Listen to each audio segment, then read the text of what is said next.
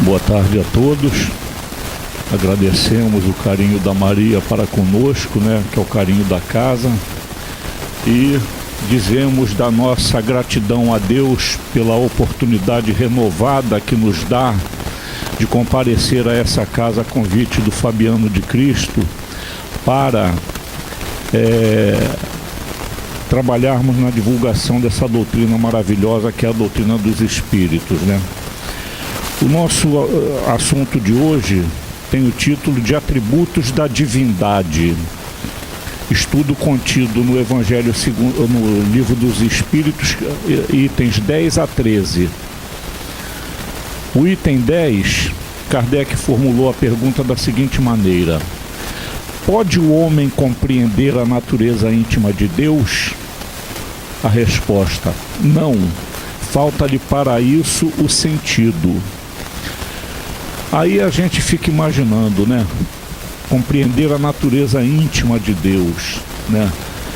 A gente fica, o que é Deus? O que é Deus? O homem antigamente ficou muito tempo fazendo uma imagem humana de Deus, aquele velhinho barbudo, né?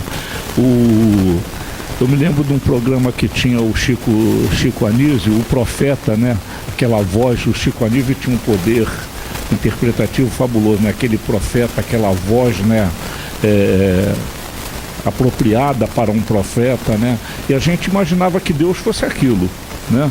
Eu, por exemplo, para mim, Deus é o próprio fluido cósmico universal, é a origem de tudo, né? Eu costumo dizer que quando aquele cientista descobriu o bóson de Higgs, ele, para mim, descobriu o fluido cósmico universal, né? Porque o fluido universal é a origem de tudo que existe no universo, evidentemente em cada planeta apropriadamente as condições evolutivas daquele planeta. Por exemplo, a matéria que cria isso daqui, que constitui isso daqui, é a mesma que constitui isso daqui, a mesma que constitui o sangue que corre nas veias, apenas de maneira de arranjo molecular diferente. Mas é tudo, vê como é a sabedoria divina para criar essas coisas, se nós temos ideia de identificar a natureza divina, os atributos da divindade, né? É muito difícil quando a gente começa a raciocinar no ser que a gente imagina que seja Deus, a grandiosidade. A gente não tem noção de atinar com essa grandiosidade. A gente não tem noção de atinar com a grandiosidade de Jesus. Eu particularmente, não tenho noção de atinar com a grandiosidade de Chico Xavier, de Madre Teresa de Calcutá, dada a minha inferioridade. Então, como é que eu posso pretender atinar com a grandiosidade do Pai Criador, né? E é o que é a resposta dos Espíritos. Pode o homem compreender a natureza íntima de Deus? Não. Falta-lhe para isso o sentido. Nós não compreendemos nem a natureza íntima do espiritual nossa, né? Nós não compreendemos, né? Ainda ontem a gente estava fazendo um estudo sobre a natureza do homem, né? O homem, o animal, que a gente passou... Leon Denis diz que o espírito estagiou no mineral, começou seu desenvolvimento no vegetal, passou pelo animal até chegar ao hominal. Tanto que a gente, quando estuda, a gente descobre que na natureza só tem três reinos para a ciência, né? O mineral, o vegetal e o animal. A doutrina espírita implantou o hominal. Mas, na verdade, cientificamente, esse hominal ainda não é determinado, ou já é? Acho que não, né? Acho que cientificamente a ciência só considera três homens. Por que a ciência ainda não atingiu? Porque a ciência não entende que o homem é fruto de estágios anteriores pelo reino mineral, vegetal e animal, como a ciência doutrinária, como a ciência espírita explica. Por quê? Porque a doutrina espírita, ela nos informa que nós só somos espíritos a partir do momento que recebemos o dom do bom senso, o dom do livre-arbítrio. Aí nós passamos a ser espírito. Quando eu era minhoca, eu não era espírito. Quando eu era víbora, eu não era espírito. Ainda talvez eu tenha alguma coisa de víbora ainda, né? Tem até uma pergunta lá no livro dos Espíritos se o homem guarda traços das suas condições anteriores. Eu devo ter algum traço da víbora que eu fui, né? Então é assim, a doutrina espírita explica com racionalidade a existência do reino nominal, mas a ciência ainda não atina com essa possibilidade, né? E continuamos aqui. A questão 11. Será dado um dia ao homem compreender o mistério da divindade? Quer dizer, o Kardec era persistente, né? Porque ele perguntou se o homem pode compreender. Não, falta-lhe para isso o sentido. Será dado um dia ao homem compreender o mistério da divindade? Aí a resposta: quando não mais tiver o espírito obscurecido pela matéria, quando pela sua perfeição se houver aproximado de Deus, ele o verá e compreenderá. Gente, até lá é muito caminho para ser percorrido, porque eu gosto de refletir que nós somos espíritos planetários. Nós só vamos compreender a essência de Deus, pelo que ele está dizendo aqui, quando estivermos nos liberado da influência da matéria. E sabe quando é que nós vamos estar liberados da influência da matéria? Quando nós tivermos nos tornado espíritos puros, espíritos bem-aventurados, ou seja, quando nós nos tivermos tornados espíritos universais, ao invés de espíritos planetários. Até lá são muitas e muitas reencarnações. A coisa é tão complexa que a gente pode raciocinar o seguinte: existem inúmeros níveis planetários, onde os corpos físicos daqueles planetas são muito mais sutis do que o nosso perispírito. O nosso perispírito, comparado com corpos materiais de muitos planetas muito evoluídos, é grosseiro, né? Então, para nós atingirmos esses estágios, a gente lendo o livro O Grande Enigma, de Leon Denis, a gente chega à conclusão que para a gente atingir esse estágio, nós temos que aprender toda a ciência universal. Não é a ciência do planeta Terra, é a ciência de todos os planetas materiais que existem no universo. Ou seja, é muito aprendizado para o espírito angariar ao longo da sua jornada evolutiva. A página falou ali, né, que o espírito ele vai crescendo gradativamente. Por isso que a gente tem que ter consciência dessa realidade e buscar dar o pontapé inicial na nossa vontade de nos tornarmos melhores a cada dia, né? Porque senão a gente vai levar muito mais. Evidentemente que cada um leva um tempo diferente um do outro para atingir o objetivo, né?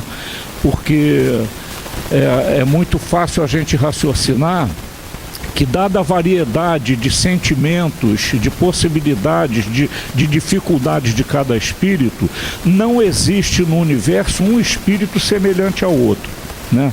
Então a gente tem que raciocinar dessa maneira e procurar se melhorar a cada dia, porque esse é o objetivo da doutrina espírita. O objetivo principal da doutrina espírita é nos dar a ferramenta que possibilite o nosso crescimento espiritual, né? Aí Kardec faz um comentário a respeito dessa última pergunta e da resposta. Ele diz assim: a inferioridade das faculdades do homem não lhe permite compreender a natureza íntima de Deus. Na infância da humanidade, o homem o confunde muitas vezes com a criatura, cujas imperfeições lhe atribui. Mas à medida que nele se desenvolve o senso moral, seu pensamento penetra melhor no âmago das coisas. Então faz ideia mais justa da divindade, e ainda que sempre incompleta, mais conforme a sã razão. Quer dizer, à medida que nós vamos nos desenvolvendo intelectualmente, nós vamos tendo uma ideia melhor, uma compreensão mais apurada do que seja o Deus, esse Deus que criou tudo, né? Eu gosto de dizer que o maior atributo de Deus seria o poder criador, né? Seria, não, é o poder criador. Só Deus é o criador de todo o universo. Aqui mais na frente a gente vai ver que se ele não fosse, ele não seria o Deus, né? Então, a gente sabe que toda a criação universal é originada de Deus. Esse é o maior atributo. No final do estudo, no final desse estudo aqui, o Kardec faz uma dissertação sobre os atributos que ele considera de Deus, né? É muito legal essa dissertação de Kardec. A questão número 12 está formulada assim: embora não possamos compreender a natureza íntima de Deus, podemos formar ideia de algumas de suas perfeições. O Kardec era insistente, né? É que ele sabia que ia ter um cara meio burro que nem eu para entender as coisas. Não que ele não entendesse, não. Ele pensava assim: o Jorjão não vai entender direito se eu não fizer novas perguntas. Aí ele fazia para eu entender melhor, entendeu? Porque ele entendia perfeitamente, né? A inteligência do Kardec era um assombro, né? Eu ouso dizer que depois de Jesus, o Kardec foi a maior inteligência que pousou entre nós, sabe? Na minha opinião, né? Por tudo que a gente depreende da capacidade intelectiva dele no estudo da doutrina espírita, né? Principalmente se a gente se dedicar a estudar a revista espírita, porque a doutrina espírita ela é divulgada através de 5 livros principais, mas na verdade tem muita coisa na revista espírita que ele não colocou na codificação. A codificação são 5 livros básicos: o Livro dos Espíritos, o Evangelho segundo o Espiritismo, o Livro dos Médiuns, o Céu e o Inferno e a Gênese. Mas nesses livros tem muita coisa que tem na revista espírita que não consta. São 12 volumes anuais, cada volume compreende um ano inteiro da revista espírita. Então estudar a revista espírita é muito salutar para a gente realmente solidificar a nossa fé raciocinada, né? Porque a fé raciocinada ela só é implantada, configurada para nós na medida que nós estudamos a doutrina. Sem o estudo doutrinário, está aí o diretor de assuntos doutrinários que não me deixa mentir, não adianta, que a gente não vai solidificar a fé raciocinada e a fé inabalável, como disse Kardec, né? Porque a fé inabalável é aquela que pode encarar a razão frente a frente em todas as épocas da humanidade. E a fé raciocinada, porque não se baseia em crendices, ela se baseia no estudo, no conhecimento. Então é importantíssimo estudar a doutrina espírita. A casa oferece o ano todo estudo doutrinário. Quem não faz estudos doutrinários, os encarnados e os desencarnados aqui presentes. Desencarnado pode comparecer aos montões aí nas reuniões de estudo. E os encarnados procurem estudar, porque vai ganhar muito com isso, porque não vai ficar confiando num casca grossa que nem eu falando, porque eu posso falar cometendo erros, e se eu der uma informação errada, quem não estuda não vai identificar a informação errada que eu dei, né? Então é importante o estudo por isso, porque às vezes o palestrante, o falador, eu não sou palestrante, eu sou falador. O falador fala alguma coisa errada não por falta de conhecimento, mas por misturar as estações. E ainda mais quando passou de 18 anos que nem eu, mistura muitas estações mesmo, né? Não tem jeito. Aí eu vou repetir a pergunta. Embora não possamos compreender a natureza íntima de Deus, podemos formar ideia de algumas de suas perfeições? De algumas, sim. O homem as compreende melhor à proporção que se eleva acima da matéria. Entrevê-as pelo pensamento. O que é se elevar acima da matéria? É justamente buscar o aperfeiçoamento moral. O aperfeiçoamento moral, ele se consubstancia em seguir os ensinamentos de Jesus. O que Jesus nos veio ensinar? Ele nos veio ensinar a lei natural, a lei moral. Amar o próximo como a nós mesmos. Amar a Deus com todo o teu entendimento, com todo o teu coração, com todo o teu espírito, com toda a tua alma. E ao próximo como a ti mesmo. Aí Jesus ainda diz o seguinte: aí estão toda a lei e os profetas, o que significava dizer que tudo anterior a isso, aquele negócio de olho por olho, dente por dente, matou, morre, não era mais para acontecer. A gente sabe que a cada qual de acordo com sua obra é mais ou menos isso, mas com uma diferença básica. Quando Moisés estabeleceu olho por olho, dente por dente, a lei era exercida pelo homem, matou, morre. Matou era matado, era morto pelo próprio homem como castigo. E na lei de Deus, que Jesus nos veio trazer, a cada qual de acordo com sua obra, eu se matei, eu vou sofrer as consequências com base na lei divina, respondendo pelos meus atos num futuro existencial, né? Evidentemente, a lei humana, ela tem seu valor, porque o espírito, muitas das vezes, ele é muito reincidente em cometer crimes bárbaros, né? E a lei humana vai sofrear isso de alguma maneira. Apesar de a gente saber que a doutrina espírita não apoia em hipótese alguma os países que adotam lei de pena de morte, né? A morte não é a solução, porque o espírito não morre. Se mata o criminoso material, mas o espiritual continua com o ódio dele, com o rancor dele, revoltado por ter sido exterminado fisicamente, né? Então a lei de Deus é aquela que está lá consubstanciada no Apocalipse capítulo 2, versículo 23. A cada qual será dado de acordo com sua obra. É diferente de olho por olho, dente por dente. A gente está sempre sofrendo as consequências do que cometemos antes nas nossas jornadas anteriores, né?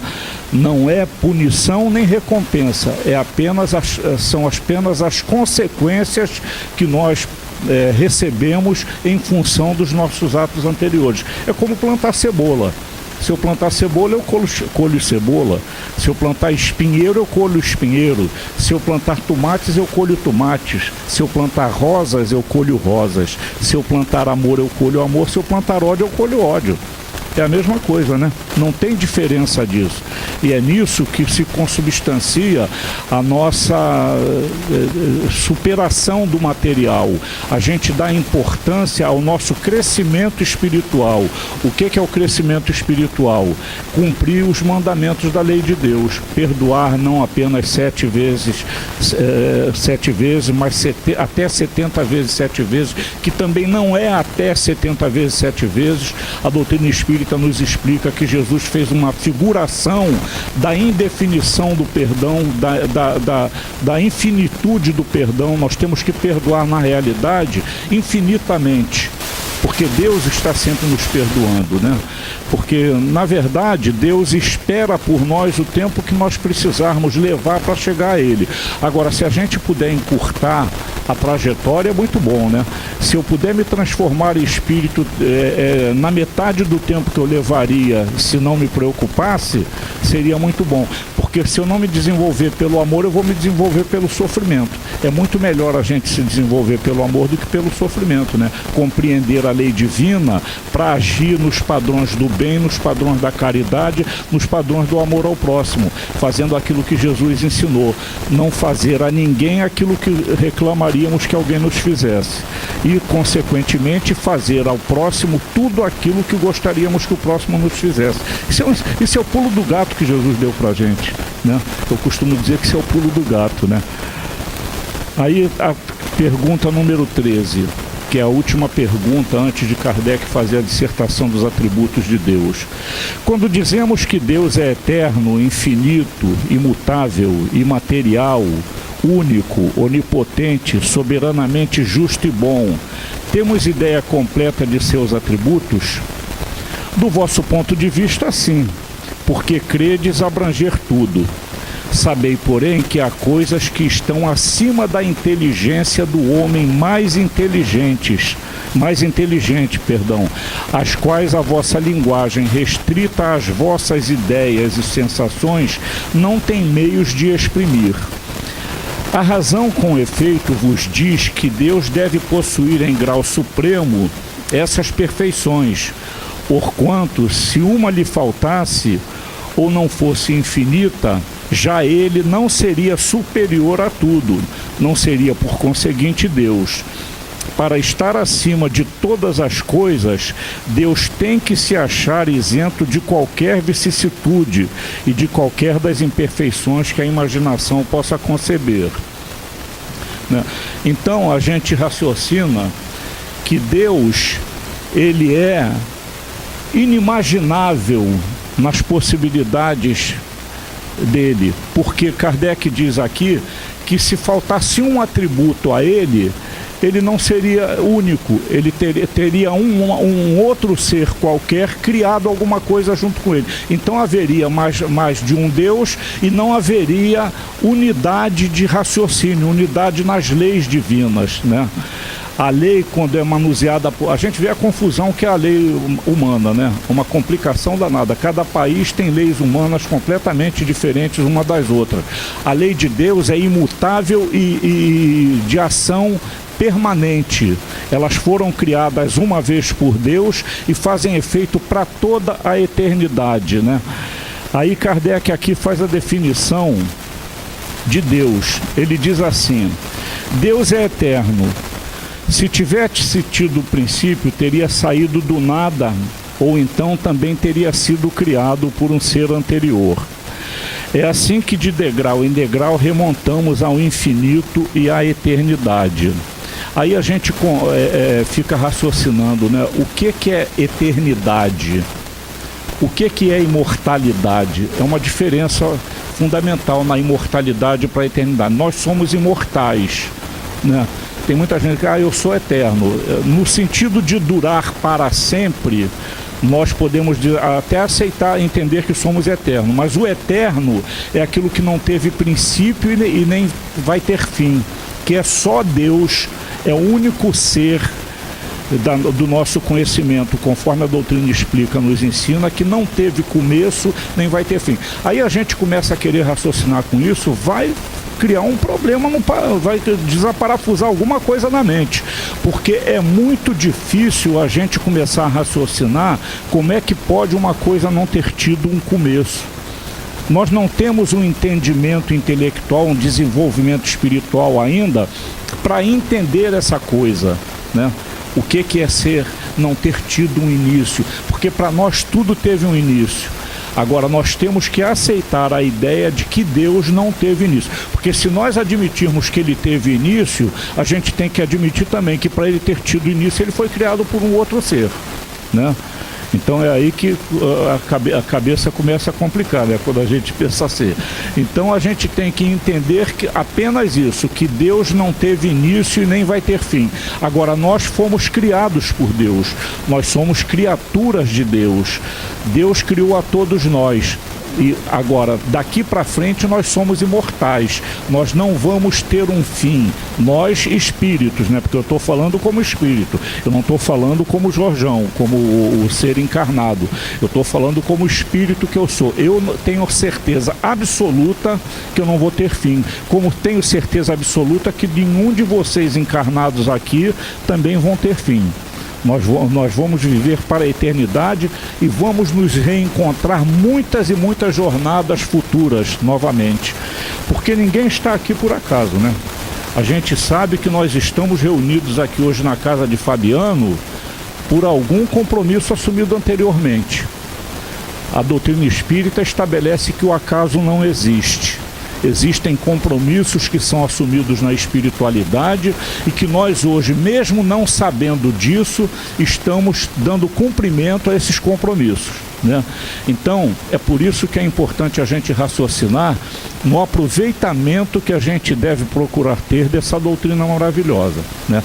No aproveitamento dos ensinos de Jesus, valorizando o que Jesus se sacrificou por cada um de nós, né?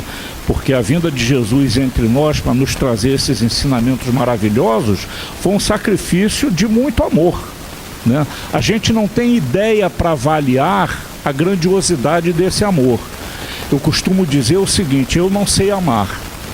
Eu tenho para mim que eu não sei amar. Ainda ontem minha filha estava lá em casa, né?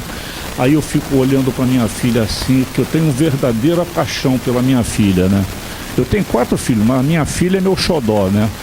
Justifica isso, porque quando eu casei, eu queria ter uma filha, minha mulher queria ter um filho. Deus satisfez aos dois, mandou um para cada um. Eu tive um casal de gêmeos, nossos filhos mais velhos são gêmeos. E minha filha hoje está com 46 anos. Aí eu fico olhando para minha filha assim. É engraçado, inevitavelmente, toda vez que eu fico admirando minha filha, eu fico vendo ela conversar com minha mulher, né? Eu penso assim, meu Deus, será que eu amo essa criatura com amor verdadeiro? Né? Eu fico sem saber, entendeu? O amor de Chico Xavier pelas pessoas, o amor de Jesus, o amor de Madre Teresa de Calcutá. Um dia desse eu ouvi um palestrante falando que a Madre Teresa de Calcutá considerava que quando ela pegava um mendigo na rua que levava para o seu acolhimento, ela considerava que estava pegando Jesus. Que coisa maravilhosa, né? Isso é que é amor, né? Eu não tenho ainda certeza se eu tenho essa capacidade de amar. Eu não tenho, com certeza eu não tenho. Tanto não tenho que eu deixo muitas oportunidades de fazer o bem passar em branco, né? Ainda não tenho a convicção, a boa vontade de fazer todo o bem que estiver ao meu alcance. Eu ainda estou naquela fase de aprendizado. É por isso que eu digo, eu não sei fazer caridade. Eu sou um aprendiz da caridade, como também sou um aprendiz do amor. Agora, eu estou me esforçando, eu tenho me esforçado. Tenho visto muita falha nos meus esforços, nas dificuldades que eu ainda enfrento em mim mesmo, mas eu tenho me esforçado.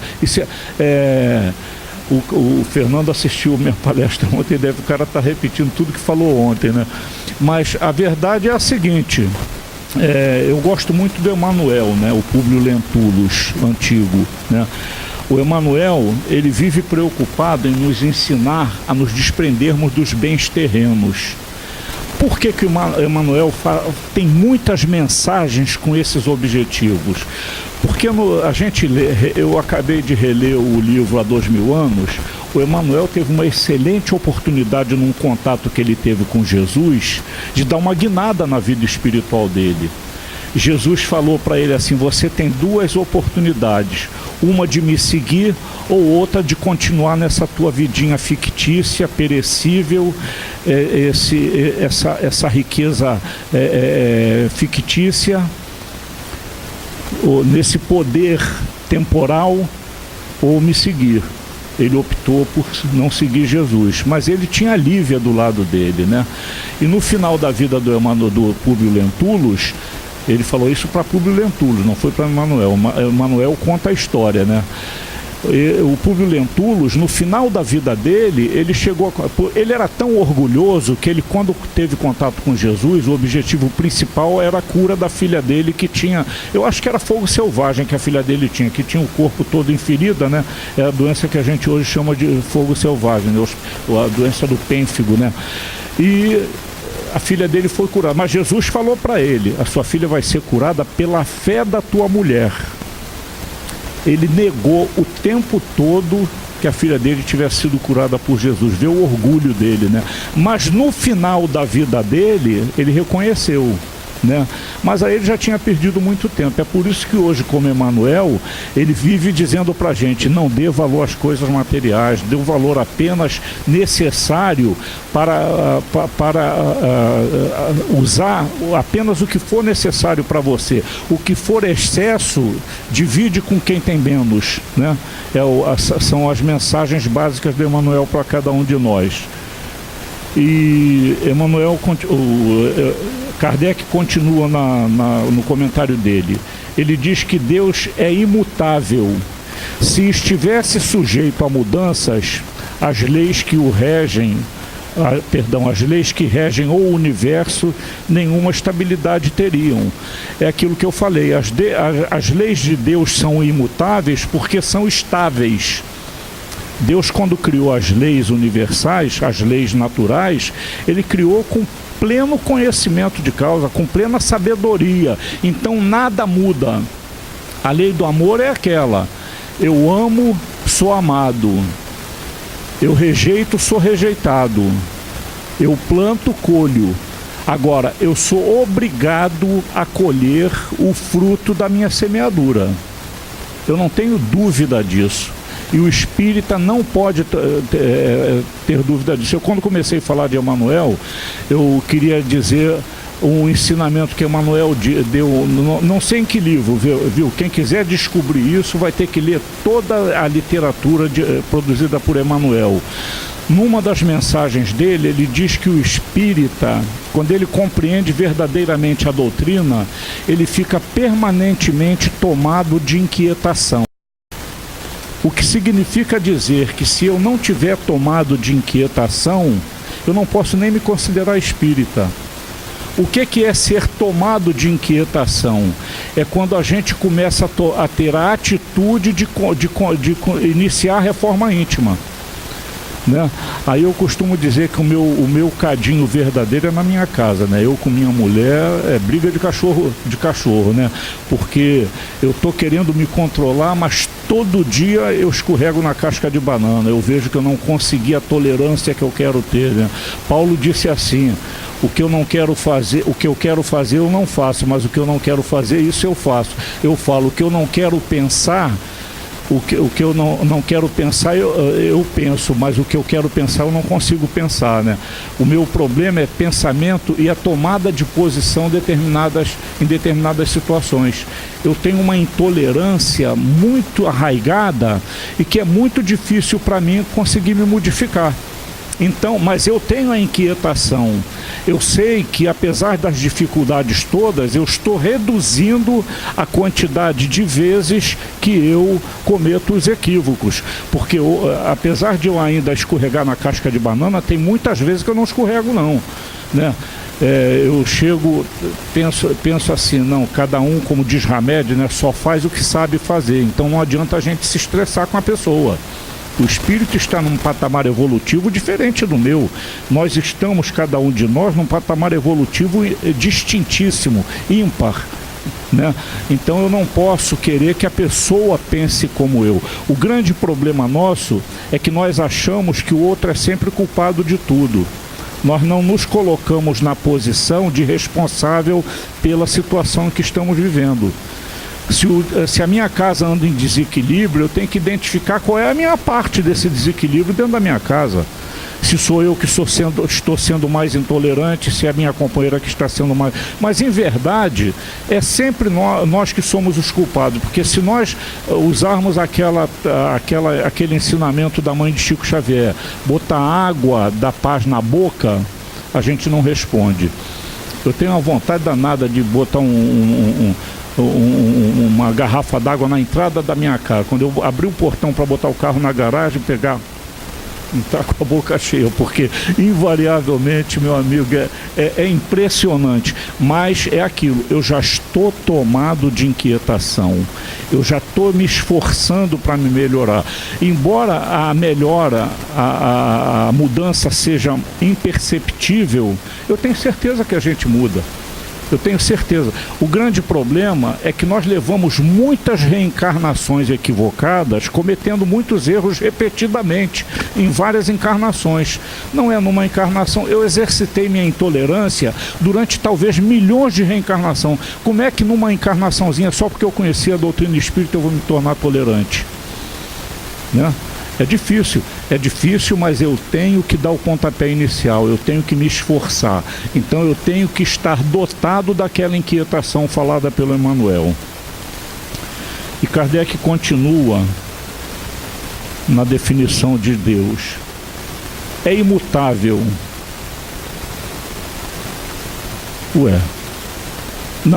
É imaterial. Imutável eu li antes. É imaterial. Quer isto dizer que a sua natureza difere de tudo o que chamamos matéria. De outro modo, ele não seria imutável, porque estaria sujeito às transformações da matéria, né? Esse ponto é interessante porque a gente falou que por exemplo, eu considero que Deus seria o próprio fluido universal, porque tudo se origina do fluido universal. Só que tem um detalhe muito importante. O fluido universal, ao nosso redor, ele é mutável de acordo com o nosso comportamento. né?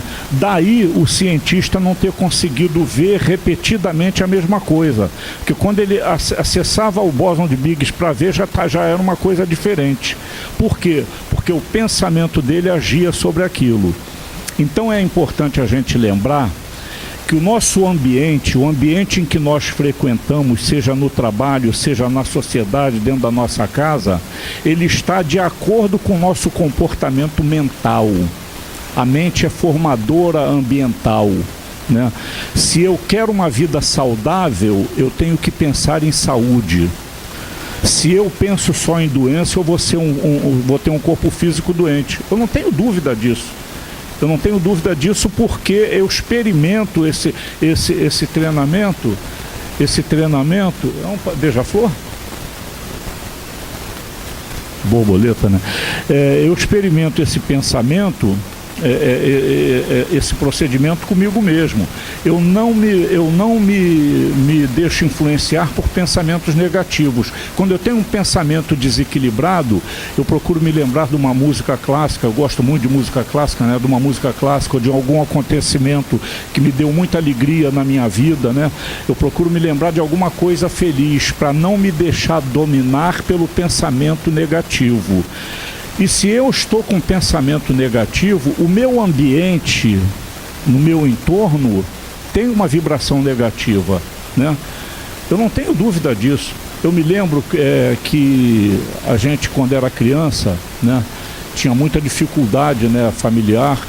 Eu me lembro que eu chegava na casa de uns parentes, o ambiente era terrível, sabe? Eu não gostava nem de ir na casa de determinados parentes, né? Porque a ambientação era ruim. Uma vez...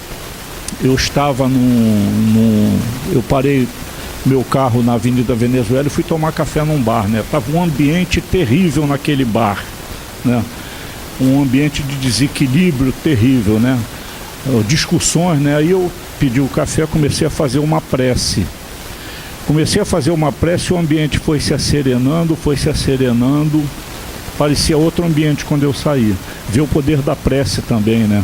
O poder da prece é fundamental nós nos escorarmos na prece, principalmente se estivermos em posição de desequilíbrio espiritual, em posição de desânimo, em posição de tristeza.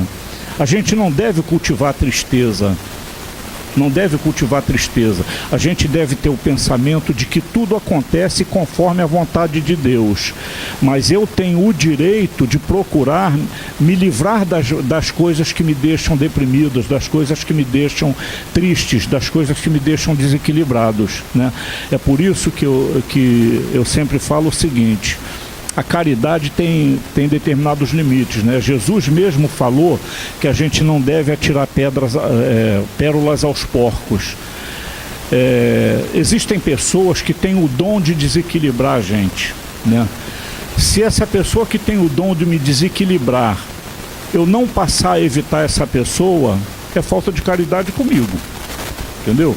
Porque é aquilo que eu falo sempre: a gente tem obrigação de orientar as pessoas a serem mais sensatas, a compreenderem mais a lei de Deus, acreditarem mais em si mesmas. Mas se a pessoa não acredita, não assume aquela posição, eu devo deixar de lado. Eu não tenho... Uma vez eu tenho uma pessoa na minha família que uma vez eu falei para ela assim no telefone: olha, se você olhar para o lado, você vai ver que tem sempre muita gente pior do que você. Aí ela virou e falou para mim assim: não é porque tem gente pior do que eu vou me dar por satisfeita. Aí eu pensei: eu concordo com você, mas só que você não tem o direito de perturbar ninguém por causa da tua insatisfação. É falta de caridade isso, talvez, né? Mas por quê? Porque eu começava a me sentir desequilibrado com essa pessoa, entendeu? E até hoje, essa pessoa liga para minha mulher, uma irmã da minha mulher fica num desequilíbrio total. Eu falei para ela: é porque você dá ouvido. Se eu fosse você, quando ligasse, eu dizia: não me leva a mal não, mas eu estou mexendo um angu. Angu eu não posso parar de mexer, senão ele queima. Então liga mais tarde. E quando ligar o telefone, você vê se ele não atende. Porque você não pode se desequilibrar por deixar uma pessoa te desequilibrar.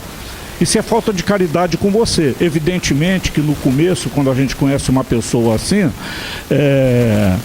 a gente tem que tentar ajudar, né? Lá na casa de Eurípides tem uma criatura que é assim, sabe? E o Gilson um dia desse veio falar comigo: Jorge, mas é muito difícil. Eu falei: Gilson, quando essa pessoa chega para conversar comigo, eu não dou a tal da assistência fraterna porque não adianta mais. Ela já ouviu tudo que tinha que ouvir da assistência fraterna. Eu não tenho estrutura para atender essa criatura fraternalmente, porque ela está sempre se achando injustiçada. Ela acha que porque é espírita não pode acontecer coisas erradas, coisas desagradáveis na vida dela. Acontecem coisas desagradáveis na minha vida. Eu não posso ficar preso a essas coisas desagradáveis. Quando acontece uma coisa desagradável na minha vida, eu procuro tornar minha vida mais agradável de outra maneira, né? Então a pessoa, ela tem gente que sofre. A minha mãe, quando eu perguntava para ela assim, a minha mãe, eu nunca cheguei perto da minha mãe que pergunta, ela já está até no plano espiritual, mas ela sabe que eu não estou mentindo. Eu perguntava para minha mãe, quando chegar: ô minha mãe, tudo bem? Ela, mais ou menos. Nunca estava bem. Chega para mim, eu posso estar com a maior dor na coluna. Tá tudo bem, Jorge? Estou melhor do que mereço. Tá tudo bem, porque se eu disser que está mal, vai ficar mal realmente. Agora, quando eu digo que está tudo bem, fica bem mesmo, porque a minha mente trabalha meu organismo para ficar bem. Entendeu? A nossa mente bota o nosso organismo da maneira que a gente pensa que ele está. Se eu estou querendo sentir dor, eu sinto a dor e fico pensando na dor 24 horas por dia. 24 horas por dia aquela dor vai ficar comigo. Se eu digo para a dor assim: não vou dar bola para você, fala mesmo mentalmente: não vou dar bola para você porque você não nasceu comigo. Pode crer que dali a 2 horas você nem se lembra mais que tinha dor. Isso é exercício mental, gente. Pode fazer que dá certo comigo, por que não vai dar com os senhores, né? É só querer, é só se esforçar verdadeiramente. E a última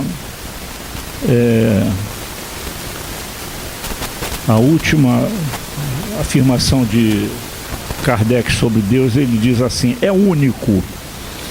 Se muitos deuses houvesse, não haveria unidade de vistas, nem unidade de poder na ordenação do universo, né? Aí a gente fica pensando, né? Da onde que Kardec tirou todas essas informações que levou a esse tipo de raciocínio de fazer essas afirmativas sobre a natureza de Deus, né? Ele tirou dos ensinamentos dos espíritos, que vieram basicamente para nos ensinar a doutrina de Jesus, né? Eu costumo dizer, eu já falei isso lá na frente do Fernando ontem, ele vai ter que ouvir, quis vir comigo porque quis. Eu costumo dizer que... O que eu ia dizer? Esqueci. Não,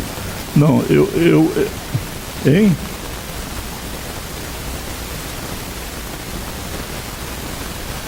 Caramba, o que é passar de 18 anos, viu? Não, mas não é daqui não.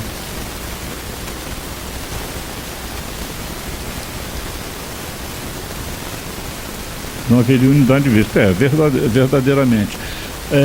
De qualquer maneira, o que eu quero dizer é o seguinte: nós temos que entender que o ensinamento de Jesus veio...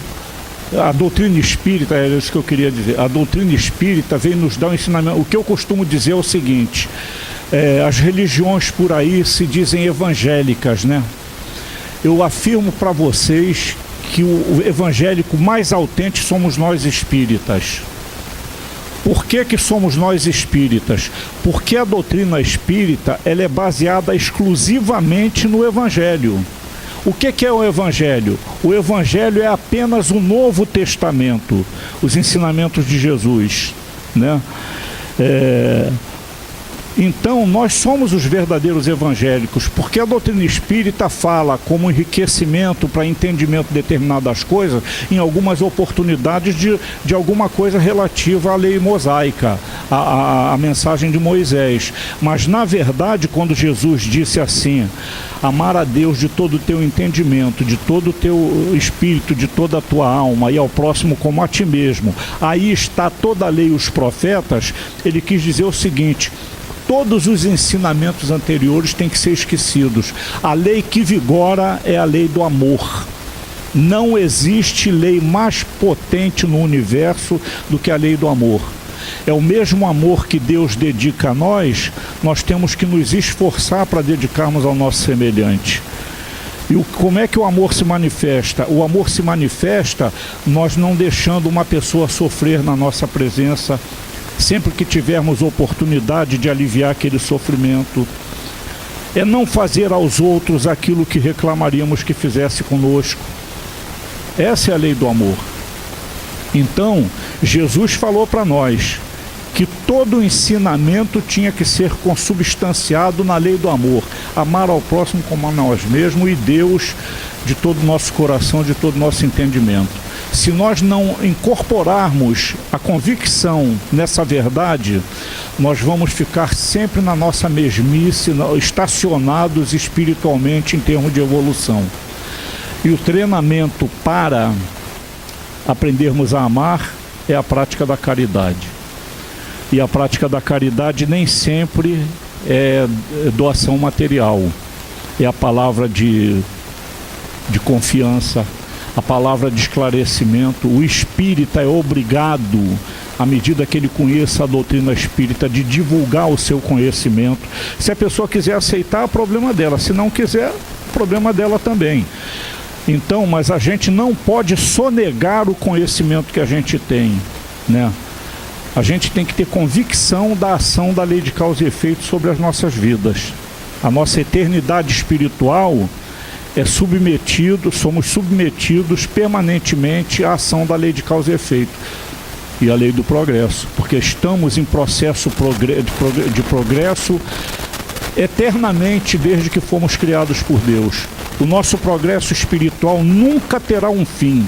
Tudo no universo é infinito. Deus cria o tempo todo. Deus não para de criar. E como Deus não para de criar, os mundos vão se multiplicando no universo indefinidamente. Assim é que nós, espíritos, vamos evoluir, progredir espiritualmente indefinidamente. Jesus hoje não é mais do mesmo patamar evolutivo que ele tinha quando criou a Terra, há 4 bilhões e 600 milhões de anos atrás. E nem da época que ele esteve aqui conosco, há 2 milhões e 19 anos atrás, né? Porque dizem que o calendário está errado, né? Jesus, na verdade, veio 5 anos antes. O calendário certo teria 2019 anos, né? Então, Jesus já está muito mais evoluído. É motivo pelo qual nós nunca vamos estar parelhados com ele no nível evolutivo. Ele vai estar sempre à nossa frente. Vai ser sempre e eternamente o nosso mestre divino, né? O nosso guia e o nosso modelo a ser seguido. Que Jesus nos abençoe. Obrigado.